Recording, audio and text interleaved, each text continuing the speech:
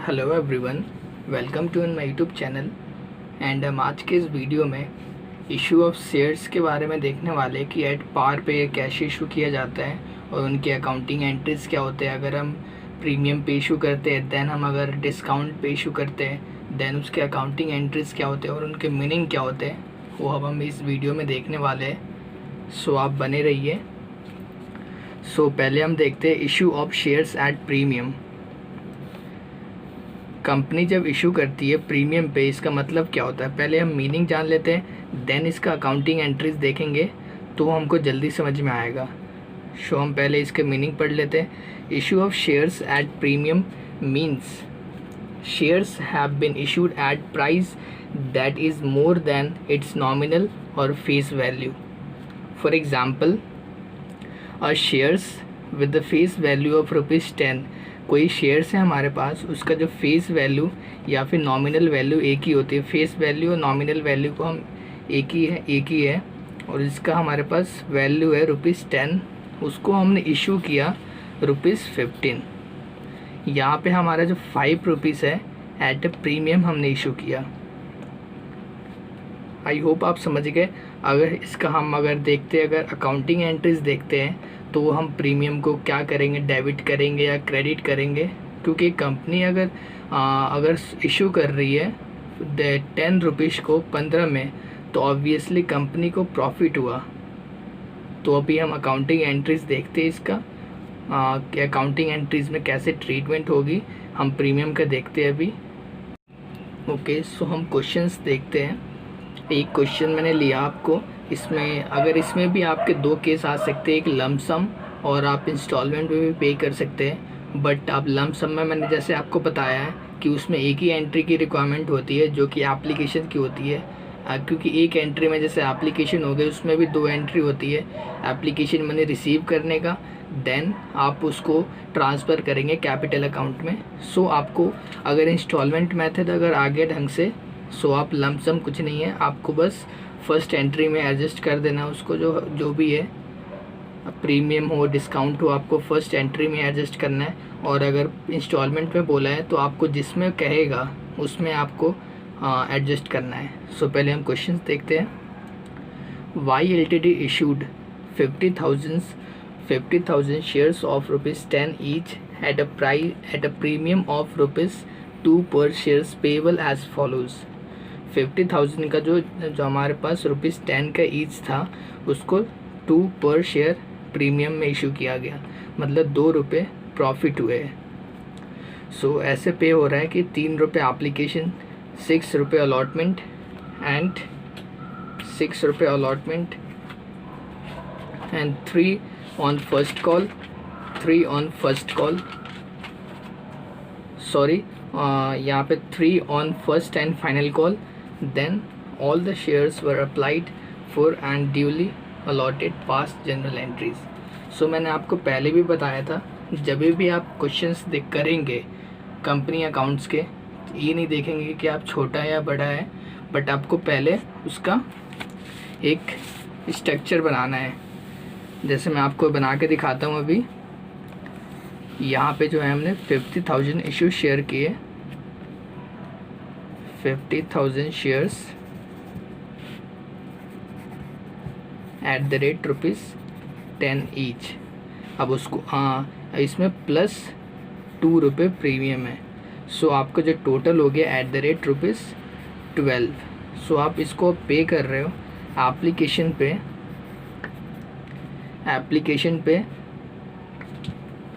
₹3 and allotment पे ₹6 and first and final call पे ₹3।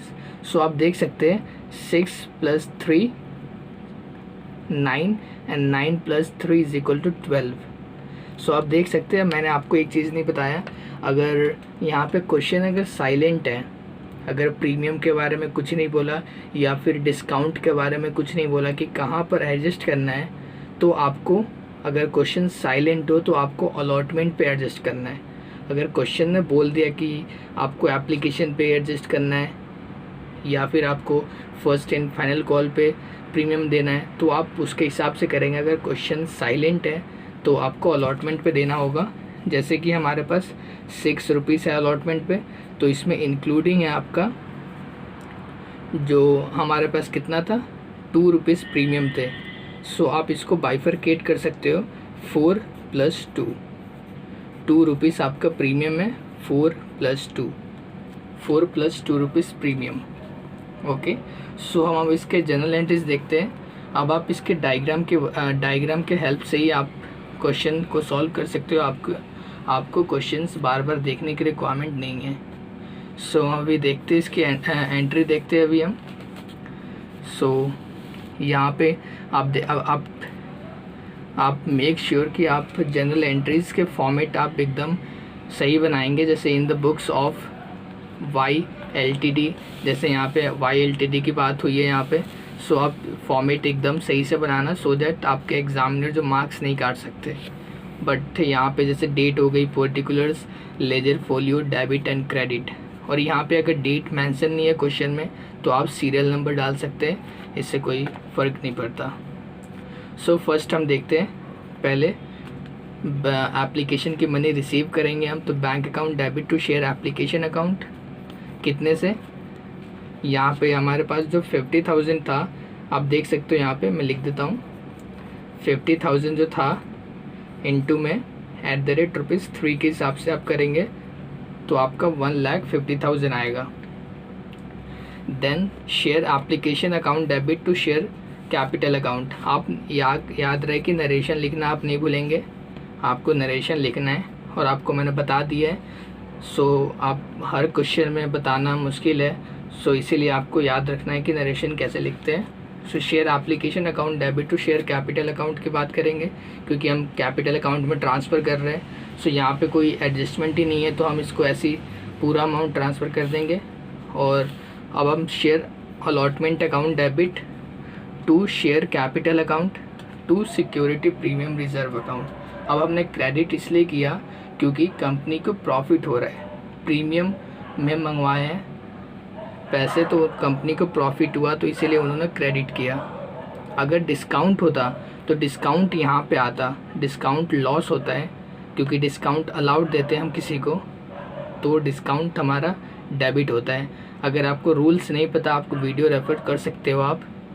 सो यहाँ पे शेयर अलॉटमेंट अकाउंट डेबिट अगर आप देखेंगे यहाँ पे, जैसे मैंने आपको बताया था कि अलॉटमेंट पे आपका जो है 6 रुपीज़ है टोटल, आपका टोटल जो है आपका 6 रुपीज़ है। उसके बाद उसमें भी आपका 4 + 2 है, तो आपका 6 हो गया टोटल। सो आप टोटल करेंगे 6 हो गया आपका, 1 सेकेंड, 3 लाख आपका 50,000। अगर आपने स्ट्रक्चर से क्वेश्चन से देखेंगे तो 50,000 का था आपने, क्योंकि आपका जो अलॉटमेंट था आपका टोटल था आपका 6 रुपये के हिसाब से, जिसमें आपका 2 रुपीज़ प्रीमियम था और 4 रुपीज़ आपका अलॉटमेंट पे था। सो आप यहाँ पे देख सकते हैं अलॉटमेंट पे आपका 3 लाख आ गया, क्योंकि 50,000 इंटू में 6 करेंगे तो 3 लाख। और जो आपका शेयर कैपिटल है, एक्चुअल में जो आपका अमाउंट है 50,000 इंटू 4 के हिसाब से है, और जो 50,000 इंटू में 2 है वो आपका सिक्योरिटी प्रीमियम रिजर्व है। आई होप आप समझ गए। अब इसको हम क्रेडिट क्यों करते हैं, आपको हमेशा याद रखना है। बच्चे कंफ्यूज हो जाते हैं स्टूडेंट्स कि हम बैंक के जो हमेशा आपको प्रीमियम की एंट्री जो करनी है वो ड्यू के एंट्री में करनी है, हमेशा याद रखना है आपको। सो हम आगे बढ़ते हैं। अब हमें रिसीव करने की बारी आई। Bank account debit to share allotment account, money receive करेंगे आप। याद रहे कि आपको नरेशन लिखना नहीं भूलना है, सो आप नरेशन लिखेंगे। सो यहाँ पे हम रिसीव करेंगे तो अलॉटमेंट पे कितना अमाउंट है, 3 लाख है, क्योंकि आपको अमाउंट तो इतना मिलेगा क्योंकि प्रीमियम भी ऐड करके आपको जो अमाउंट मिलेगा 3 लाख मिलेगा। सो आप शेयर कैपिटल यहाँ पे जो आप अमाउंट रिसीव करेंगे वो 3 लाख ही करेंगे। और यहाँ पे जब आप सेम है, क्योंकि आपका जो यहाँ पे अलॉटमेंट पे बस यहाँ पे सेम जो एक सिक्योरिटी प्रीमियम रिजर्व का जो केस था कि हम शेयर इशू करते हैं प्रीमियम पे, तो क्या रूल होता है। सो आपका यही है। अब बाकी सब जो सेम होता है, अगर फर्स्ट कॉल पे कर रहे हैं तो share first and final call account debit to share capital account. अब जैसे मैंने आपको प्रीवियस वीडियो में जैसे नॉर्मल बताया था, अब वो ऐसे ही सेम है। फर्स्ट कॉल को ड्यू कर दिया, देन हम रिसीव कर लिए मनी 1,50,000। कैसे आया? 50,000 इंटू हमारा जो फर्स्ट एंड फाइनल कॉल का था 3 रुपीज़ था। सो हमने आपने कर लिया। सो अभी मैं आपको दिखाता हूँ कि शेयर हम डिस्काउंट पे कैसे इशू करते हैं। सो हम देखते हैं शेयर्स इशूड एट डिस्काउंट। अगर डिस्काउंट पे होती है तो हम उससे पहले कि डिस्काउंट का मतलब क्या होता है कंपनी में, सो हम पहले पढ़ लेते हैं, देन उसके बाद अकाउंटिंग एंट्रीज पे कर चलेंगे कि ट्रीटमेंट कैसे करेंगे इसका। सो पहले देख लेते हैं meaning. Shares are regarded to be issued at discount if issue is at an amount less than the nominal और पार वैल्यू, जिसको हम पार वैल्यू को भी फेस वैल्यू भी कहते हैं, नॉमिनल वैल्यू भी कहते हैं, सो दैट आप कंफ्यूज ना हो। जैसे for example when a shares of a nominal value of ₹10, आपका जो ₹100 जो नॉमिनल वैल्यू है, फेस वैल्यू हो, आपने उसको इशू कर दिया 98 पे। सो आपका यहाँ पे जो ₹2 है वो आपका डिस्काउंट कहलाएगा। या फिर अगर आप परसेंटेज में देखें तो 2% is your discount. I hope आप समझ गए। अगर यहाँ पे है डिस्काउंट हम शेयर होल्डर्स को दे रहे हैं तो डिस्काउंट अलाउड है, तो डिस्काउंट अलाउड ऑलवेज हमारा डेबिट होता है, क्योंकि ये लॉस है हमारा मतलब कंपनी के अगर व्यूज से सोचेंगे आप तो फिर it is said to have been issued at a discount of ₹2। So but यहाँ पे है क्योंकि हर शेयर्स भी हमारे पास इक्विटी शेयर्स होते हैं, प्रेफरेंस शेयर्स होते हैं और एक स्वेट इक्विटी शेयर्स भी होते हैं जो कि हमारा डिस्काउंट पे इशू किया जाता है। यहाँ पे एक जो है कंपनीज एक्ट में एक 53 सेक्शंस में एक डेफिनेशन लिखा हुआ है कि according to section 53 of companies act 2013। जैसे मैंने आपको बताया था एक बहुत बड़ा एक्ट है, आपको लॉ के अंदर देखने को मिलेगा। A company can not issue shares at discount. जो हमारे पास प्रेफरेंस शेयर्स, इक्विटी शेयर्स है, वो आप इशू नहीं कर सकते डिस्काउंट पे, क्योंकि ये कंपनीज में लिखा हुआ है, कंपनीज एक्ट में लिखा हुआ है। एक्सेप्ट, यहाँ पे बोल दिया accept in case of issue of sweat equity shares. ये हमारे एक अलग इक्विटी शेयर्स होता है जो कि एम्प्लॉयज़ और डायरेक्टर को इशू किया जाता है। दस any issue of shares at discount shall be void. अगर आप और भी कोई अगर इशू करते हो इसके अलावा स्वेट इक्विटी शेयर्स, अगर प्रेफरेंस शेयर इशू करते हो, अगर इक्विटी शेयर इशू करते हो, तो आपका जो शेयर्स होगा वो आपका वॉइड कहलाएगा, वो आपको माना नहीं जाएगा, वो वैलिड नहीं कहलाएगा, वो वॉइड कहलाएगा। आई होप आप समझ गए। अब हम इसके अकाउंटिंग एंट्रीज पे आपको मैं बताता हूँ कि कैसे ट्रीटमेंट करते हैं।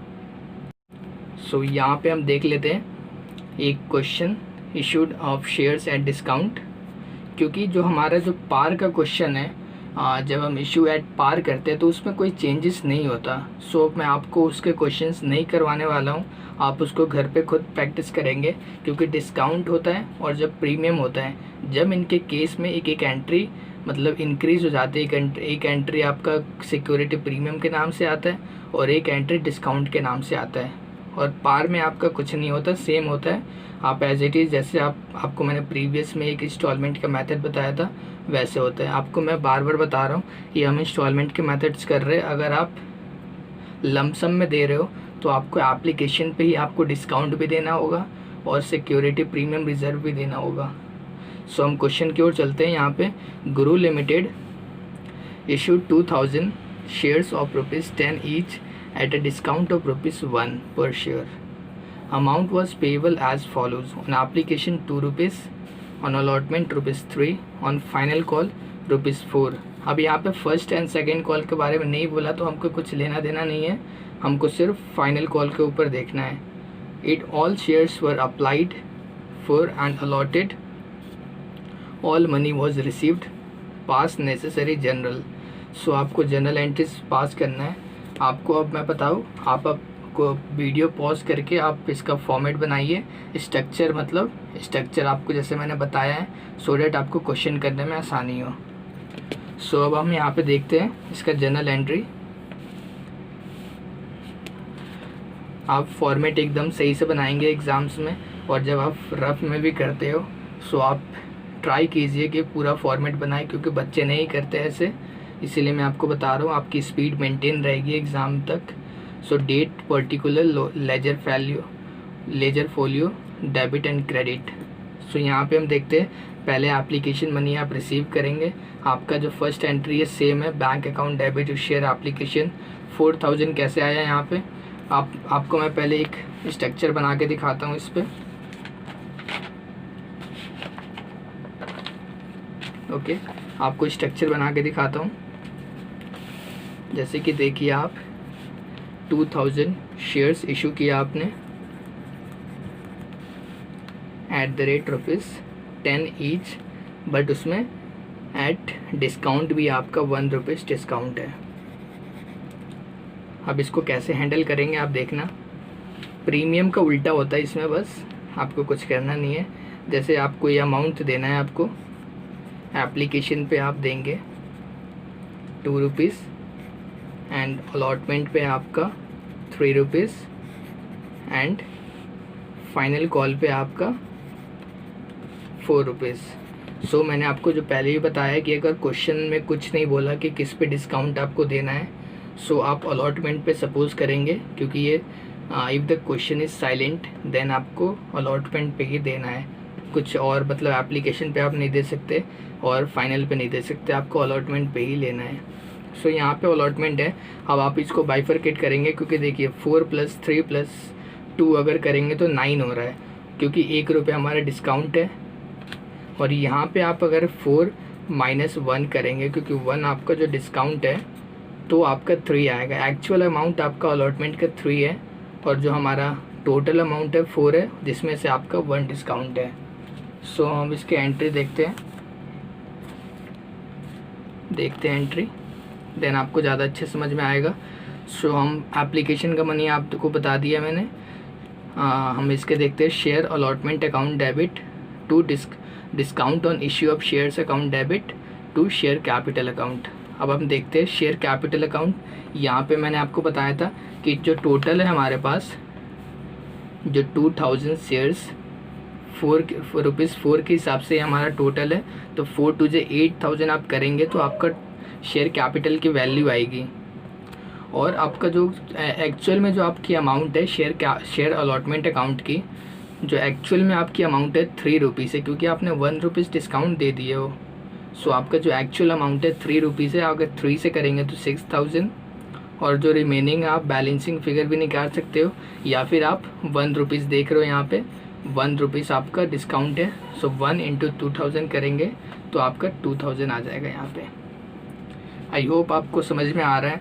और आप एक बात याद रखना कि सिक्योरिटी प्रीमियम रिजर्व हो या फिर डिस्काउंट हो, वो आपको ड्यू वाले एंट्री में ही करनी है। अगर क्वेश्चन साइलेंट हो तो अलॉटमेंट में करनी है।